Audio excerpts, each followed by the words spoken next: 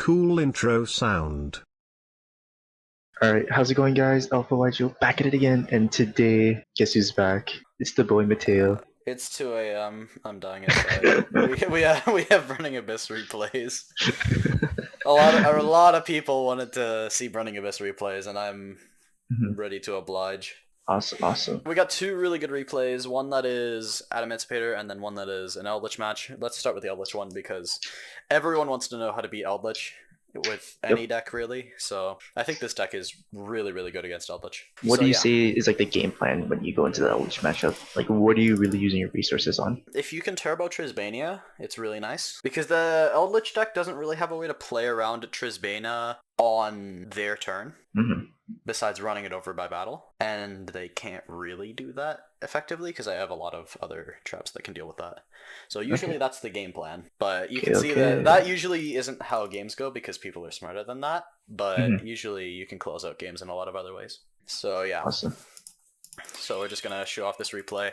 I was lucky enough to win the dice roll, but he is on Eldlich Invoked. Yeah, so we're gonna open a pretty good hand here. I'm not gonna lie. Rhino plus BA is gonna be your full like first turn play. So if a lot of people were asking how to do the first turn play in the first video, basically normal the Fiendish Rhino, special the BA. You're gonna go for your Dante, and you're gonna Dante mill 3. Sadly, I didn't hit anything relevant here, so we're going to Rhino for the Graph, and the Graph is going to Special Seer. And we're going to link those for an IP Masquerena. Your Dante and Seer are both going to trigger here. You're going to Dante Chainlink 1, or sorry, Seer Chainlink 1, Dante Chainlink 2, and they're going to both target each other. And you're going to Special the Dante and add the Seer, and you're going to discard the Seer for your Beatrice. And just set the remaining back row and pass. Awesome. So he's going to start with an Upstart. Draws an Invocation, which kind of devalues a couple of cards in my hand. He's going to rip the Golden Lord. Yeah. So before we continue, what do you have set right now for us? For the sets, we have Dynamiscus, Revive Splash, and Fiend Griefing. So is there a reason you didn't keep like a card in hand for the Dynamiscus right now? When I detach for Beatrice, this Dante is going to add back a Burning Abyss to my hand for the Dynamiscus. So that's why I didn't keep a card. I know that, like, for, just so people know. Because I know that when he Golden Lords, he's not going to Golden Lord the back row. He's going to hit the Beatrice, obviously. Which is what he does here. He's going to try and force both the IP and the Beatrice at the same time. But in this situation, it's really nice to go into... You send the Scarm for next turn off the Beatrice, and then you Dante. I think I did it in the wrong chain here. You're supposed to do it. Yeah, actually, yeah, you do. No, you do it right now. You do it right now. You add this here. So you have the Trisbania, and now you can trigger Trisbania off of Fiend Griefing, sending something. You can trigger it off of the Revive Splash, and you can trigger it off of the Dynamiscus, the Grave Effect, and you can trigger it off the Seer in your hand. So you have 4 separate ways to trigger this Trisbania, as well as a way to disrupt their play if they try and out the Trisbania normally. So right now it's kind of protect Trisbania until end phase, and then hopefully you can try and win like that. So we're going to see Eldland come down. Eldland's going to just grab the Forever. And he's going to try and Golden Lord, and we're going to Fiend Griefing it back to his deck. Putting it back in the deck is really big. Obviously they can't white. It's not as good as banishing it, but it is still a way to get it away from them. So right now you have like several means of just basically putting it in the deck or banishing it, which just make their traps like very invaluable in a sense. Yeah, if you can remove the Golden Lord as long as possible, you should be able to win. Yeah. Fiend Griefing here is also going to be able to send any Fiend from the deck to the graveyard, which is pretty crazy in this deck, because I believe I sent Backjack here, because I already have the Scarm. We're going to send Backjack, we're going to mill 3. Oh, I do it face up on just little thing. I did this face up on accident because I did the first one that way, so I just did all 3. Backjack, your opponent does not get to see the cards you stack. You only get to see them, so it's a little bit of a extra surprise factor in that way. So we hit Karma Cut, Fiend Griefing, Farfa. You can go for all 3 of these. You can go for the Karma Cut to the top as well, or you can go for the Farfa on top. If you go for the Farfa on top, you can use Backjack's second effect, and if it doesn't hit a trap card, it still sends the card to the graveyard, so Farfa will still trigger. But I think in this situation, Karma Cut is very strong against Eldlich 99% of the time. So I think I'm going to end up going for the Karma Cut, put Fiend Griefing, then Farfa, then Karma Cut. When you're using Backjack, always be mindful that the second card is the one you're going to draw for next turn, which is really important. So he's going to send the Guardian here, and he's going to normal Alistair. He's going to add Invocation. And I'm going to think... I was very heavily considering just Dynamiscusing here to devalue the invocation, which I think I end up doing, but I don't. I checked my grave and there's the Beatrice for him to banish, and I think that is what he's going to end up doing. So he's going to go into Mechaba, triggering my Trisbania, which... it's a good play. I'm not gonna lie. It is a really nice play. It forces my back row because it would banish these, but these are both extremely chainable. It also banishes his Mechaba at the same time. So I'm gonna chain the Dynamiscus targeting the Mechaba. I want the Seer out of my hand right now, which is the main reason I did this, even though it was gonna get banished anyways. And I'm also gonna chain the Revive Splash, but he's gonna negate the Dynamiscus. He doesn't want me to discard, which is fair. He also gets the Scarlet Engrave for next turn. Or for this end phase, I guess. And I'm going to chain the Revive Splash to bring back Dante here. Yeah. So those are both going to go to Graveyard. Or they're both going to get banished, sorry. And the Mechaba is going to get banished. He's going to add back Invocation, or Alistair with Invocation. And we're going to see second Invocation. He doesn't have a second Mechaba in his extra deck, I don't think. I see. I don't know what else would have happened there. Oh, I don't have a light in my graveyard. That's why. Okay. Yeah. I brought back the Dante, so I couldn't. There was no light target.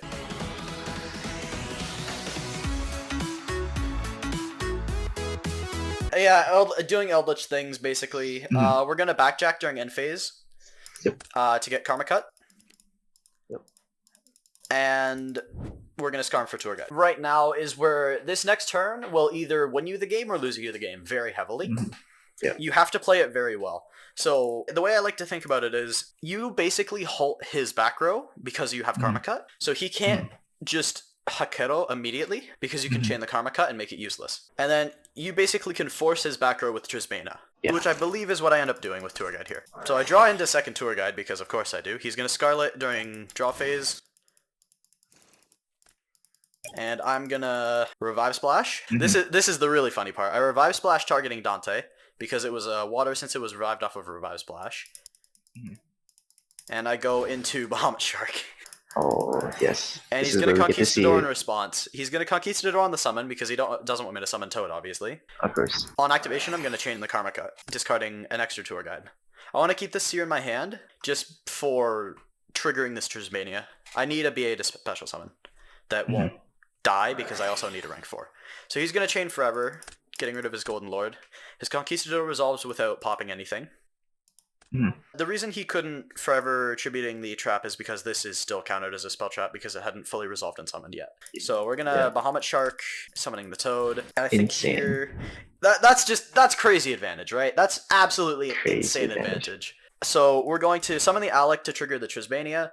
Trisbania will banish monster traps, or at least the Golden Land monster traps, because they are still counted as trap cards. It will not banish Paleozoics that are summoned as monsters. He's going to chain Hakero, just really no reason to. The Alec is going to get banished, and these two are going to get banished. That is pretty much the end of the game for an Eldlich player. He's sitting on Alistair Invocation. There's zero recursion in his graveyard outside of a Scarlet, and without a set play, he's kind of doomed. So we're going to see the normal summon of Tour Guide, and he's going to concede. Against Eldlich, you really want to side in Anti-Magic Arrows, Cosmic Cyclones, and usually just those two, right? Alright, we're going to speed this up a little bit. Standby phase. Oh, that's yeah. You see, the evenly top deck is pretty nice. With this setup, with just Heketo and Forever as his back row, I honestly think I could have broken this without evenly. Evenly makes it way easier. It forces the counter trap immediately, but it's just really nice to be able to force it without any issues, really. He's gonna still have the Scarlet into a Conquistador as a follow-up. I just realized that's a really good reason you main deck evenly, right? I do main deck the evenly. Realistically, it's not a sacky side deck you just drew into. It's actually a part of your main deck, which is kind of funny. Yeah, it's slightly less sacky, but I did also side in like a lot of stuff that would have been way worse for him. So he's kind of lucky that he got off with just evenly. Because Anti-Magic Arrows is even worse for Eldlich. So we're going to see normal summon Graph here. I'm playing around the Heketo by using Graph instead of Fiendish Rhino Warrior. If you Fiendish Rhino Warrior, then special a BA and they pop it with Heketo, the BA is kind of stuck there unless you have another one. And I don't want to special summon this here because I won't be able to use the Grave Effect. Also, fun fact, I wanted to mention this so bad in the profile, but I just kind of forgot. You can backjack for evenly matched during the battle phase and completely blow your opponent out of the water when they're not really expecting it. It's really disgusting because it's a normal trap. And you can Don't activate it just to file turn it things to my ears.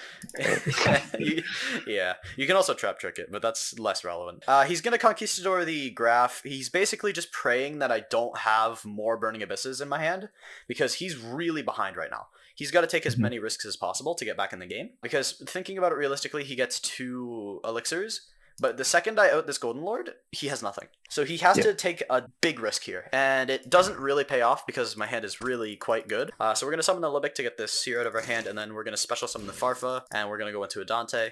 We're going to Dante mill 3. I don't actually remember what I hit here. Fiend Griefing, Farfa Tour Guide. Pretty good. This just touches on another really quick thing I wanted to mention. If you Farfa a Eldlich trap, it will banish it, it will come back during end phase, and it will immediately be sent to the graveyard. Just for a little thing for all of you to know. That is a very niche ruling, but it is one that is important in this matchup. But we're not going to be able to use Farfa here because we did special summon it. So we're going to special summon with Libic the Seer, and we're going to link into that's not the right card. Yeah, true. Masquerena. I think I did that, I just think I clicked on the wrong thing. We're going to Dante Seer, Seer Dante, and we're going to go into Beatrice. And we're going to set Trap Trick. Trap Trick is really insane here. Basically, being able to banish his Golden Lord during end phase after he triggers the 2 for the traps. Just being able to get rid of basically all interaction and breaking his spell traps is going to be really powerful here. And especially still having Beatrice and IP Masquerena is really, really good. He's going to draw Ash for turn, which is quite unfortunate. He's going to do both of these during main phase 1, and those are completely fine. Yeah, he's going to bring back Lord by sending this Conquistador, and he's going to go battle phase. I'm going to Trap Trick. Admittedly, I kind of forgot that Golden Lord was in his graveyard. I should have Karma Cut it immediately. But we're going to do Dynamiscus and banish this so he can't get over the Beatrice. And we're going to Beatrice. He's going to Ash it, which is quite unfortunate, but not the end of the world. We're going to make Trisbana, and we're going to get back the Seer with Dante. He's going to go battle phase. We are going to Dynamiscus, the boosted Golden Lord here, and we're going to Seer back the Farfa, which triggers the Trisbania, and the Farfa will destroy itself, banishing the Golden Lord. Ooh. Oh, I actually think I got... Sweetness. Okay, during this tournament, I didn't know how Trisbania and BAs worked together. If I'm not mistaken, the Burning Abyss will destroy itself as Trisbania banishes it, so I think it still gets banished and won't be able to trigger its effect. I could be wrong on that, but I'm pretty sure that is how it goes. So Trisbania is going to burn him for 1,000, Yeah, and he's but going to at least for this game, you went with the safe ruling where you didn't... So he's going to trade Trisbania and Golden Lord here, and we're going to go end phase, Conquistador getting his final spell trap. We're going to top deck the Scarm, which is... pretty good. I'm not gonna lie. Pretty good. It's just a level 3 in this situation. We're just gonna go into more Dantes. More Dantes for more pluses. We're gonna mill 3 into Barbar, which I think we will Rhino for Backjack, just for some more advantage. Again, doing this face up on accident, but we're gonna hit Karma Cut, which is insane here, because he has 2 engrave, or 1 engrave, and 1 banished, and 1 elixir here. So we're gonna put Karma Cut on the top, obviously. We're going to link for Grav Controller, getting back the Seer, and technically illegally activating Backjack early, but we could have just done this in his draw phase. Backjack is only during your opponent's turn, which is why this isn't legal. Again, this tournament was at 1 AM at this point, I think, so... okay, but realistically, my mistake. Realistically, it's just in draw phase, you're going to do the same thing. The only realistic way it matters is if he top decks a... red reboot, I guess. Backcheck lets it be set on the same turn, or activated on the same turn it's set. Okay. So yeah, plays literally meant absolutely nothing unless he drew... Unless he drew, red reboot or something. Okay. It literally doesn't matter, yeah. Alright. Yeah, so we're going to banish his Golden Lord. We're going to chain the Paleo Engrave. We're going to get the Seer for the Dante. At this point, he's going to top deck the Foolish Burial Goods. All 3 Golden Lords are banished. Once you hit this point in the game against Eldlich, the game is over. Their spell traps no longer do anything. So they have to heavily rely on the invoked variant, or the side component of their deck, to really win them the game. And that's really not a way an Eldlich player wants to be playing 90% of the time, especially when I have a Tour Guide in hand. So he's going to Scarlet for a Conquistador, he's going to Goods for a Haketo, and he's going to go to the end phase where he's going to get Haketo for a red. During the on summon, he's going to red, he's going to realize that he has no targets, and he's going to scoop. Oh, jeez. Yeah, so once all 3 of these are banished, the game is over. They have no ways in the deck to recur them whatsoever. So once you can banish all 3 Golden Lords against an Eldlich player, the game is 100% over. Even if you can reduce their number of Golden Lords to 1, Mhm. it still heavily cripples them quite heavily. If you ever get a chance to Karma Cut for 2, for example, just take it. Just go for it immediately. Don't get greedy for the 3rd Golden Lord banish. But yeah, that basically just kind of shows how thoroughly this deck kind of just out-resources Eldlich quite heavily. I think we should be able to move on to the Adamancipator replay right now. Alright, here we are with the second match we want to showcase off. We got Adamancipator replays. Ooh, this one's gonna take a while. I'm gonna win the dice roll here. Looking at his hand, it's really stacked. My hand is pretty good. I mean, any hand with tour guide is gonna be quite reasonable. We're gonna summon Graph. Overlay for a Dante in the extra monster zone. Just in case he gets the Graph ashed, we can make Graph controller. Always remember to put it up there. No reason not to. And we're gonna detach Graph. We're gonna hit Scarm and Rhino here, which is really good mill. So we're going to Rhino for Backjack, and we're gonna Graph for Seer. We're gonna Backjack and accidentally show it to our opponent, which again, you're not supposed to do. I don't see anything here, so what I'm gonna do is I'm gonna Scarm during the end phase to kind of reset what I'll pull off of my Backjack. It's technically random at that point, but it's still worth it to either mill a random card, which could be Disruption, or get a Spell Trap, which would be really good. So we're going to IP Dante, and we're going to discard the Calcab to get Beatrice, set 2, and then probably pass here. And we're going to Scarm for Tour Guide. So this is basically the setup you want most games when you're playing this deck. Couple of traps, and then Beatrice IP. This is a deceptive amount of interruptions, by the way. The Fiend Griefing is a graveyard disruption that can also send a Farfa for an additional piece of disruption. The Revive Splash can trigger Trisbania, as well as getting you more resources back for a Bahamut Shark play next turn. Everything has a lot of different layers to it. So my opponent's going to start with Automata Pickup. He's going to add Go Gloves here. I don't think he wants to add that card. Yeah. Automata sorry, Gloves is not legal. He meant to Automata discard Go Gloves, add Gloves and Utopic Automapaya. I don't know how to say these cards. Automapapaya. Automapapaya. Automapapaya. Immediately when I see this, I know a lot of these Dododo, Go Automata cards trigger when they have each other on the field, so I want to kind of get that off the field as fast as possible with a Farfa. And if he gets that back during end phase, it's basically 0 attack for me to beat over for free, because it will come back in the same position. So we're going to Farfa, and then we're going to Dante to add back the Scarm to my hand. Don't really want Graph in this situation, because Scarm is the thing I'm going to get anyways, and recycling Graph, here, if I add Graph, I lose it to D-Crow off the top, so there's really no reason to take that risk. We're gonna Signs here. He's gonna Signs, and we're gonna Fiend Griefing in response, shuffling back the Go Glove, trying to keep him off of rocks as much as possible, to keep his Researcher offline, his other Adamancipators offline as much as possible, keeping his Automata cards offline. That's the main thing against this deck that you want to do. You want to stop it early as possible as you can.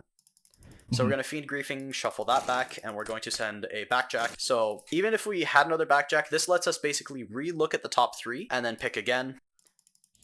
So we're going to get Karma Cut, Fiend Griefing, and Dynamiscus. I think we go for the Dynamiscus, if I'm not mistaken. But yeah, again, keep in mind, the second card you put is going to be your top deck. So I want to top deck Fiend Griefing here. We're going to go for Dynamiscus. He's going to pass. We're going to Backjack during end phase for the Dynamiscus. And we're going to Revive Splash back Dante. And it'll become a water monster for Revive Splash next turn. And he's going to realize that. And that's going to be game 1. He didn't even get to see the Toad special. We didn't get to see the Toad special.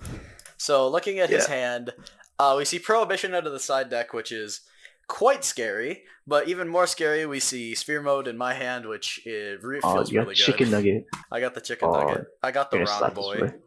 Alright, because this is going to probably take 10 years. Let's just fast forward.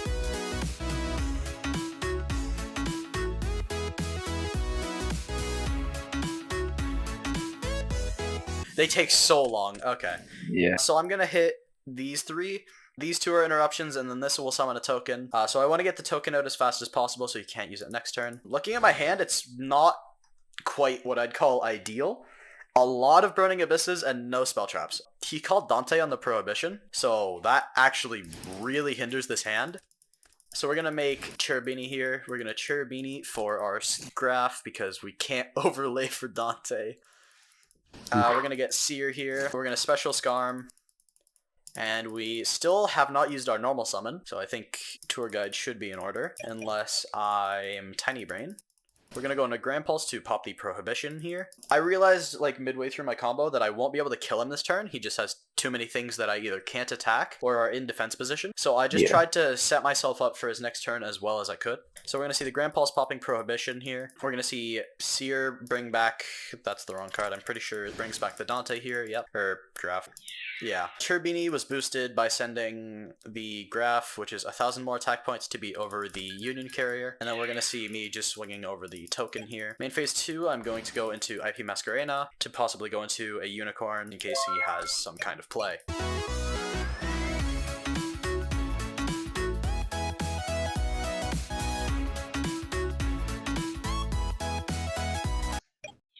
He's gonna go battle phase. I basically just let him go battle phase here because I don't want him to force my interaction early so he can't kill me this turn, was the main thing, because I have Tour Guide Rhino in hand. So as long as he can't kill me, I should be fine. So he's gonna basically just have him waste his battle phase. And I think what happened here is he didn't have any real Link monsters left in his extra deck to go into. So we're gonna get back the Sphere mode. We're gonna normal summon Tour Guide for the Scarm for next turn, and we're gonna Farfa,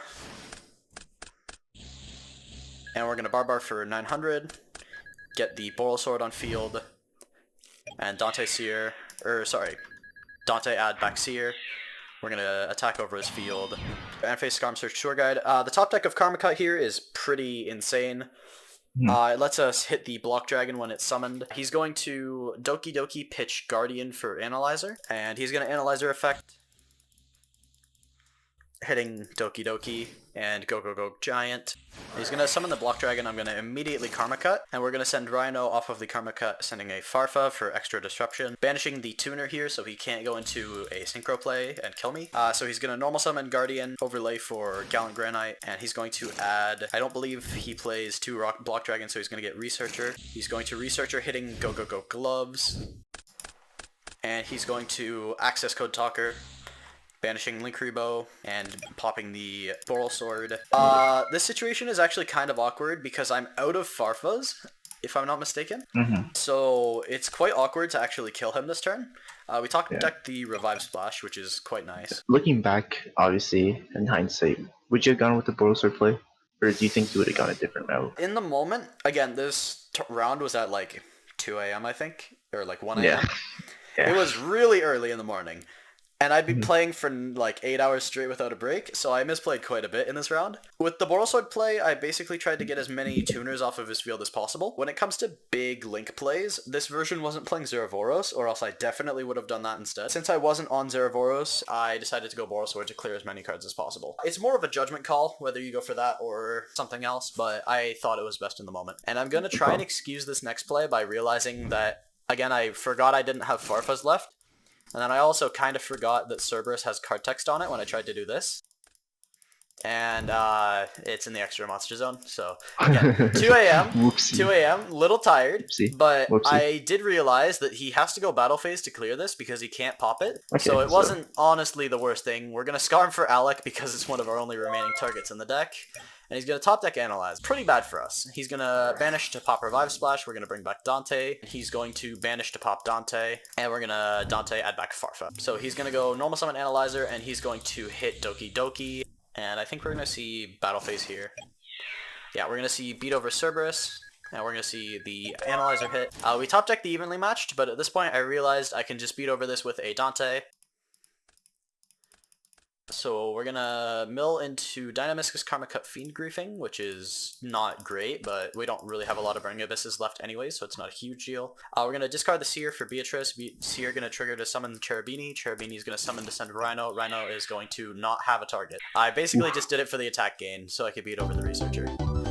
And he's gonna realize that there's no recursion in his graveyard, and he's gonna scoop it up. 4 cards in extra deck, there's not many things you could top deck at that point to really at this point in the game, there's nothing you can do to win, really. Even when you misplay, you smacking fools. This deck is very forgiving, I feel. You can make a couple of misplays and still kind of win. I thought these two replays were pretty good at showing off how the deck really deals with meta threats. Hope you guys all enjoyed some replays. Hopefully I'll be able to get some more in the coming days. Kind of switching over to some cool Crusadia stuff just because I really like the deck and I haven't been playing as much Yu-Gi-Oh! But I gotta get back on the grind, get some more replays, and if you guys want some more replays, let me know.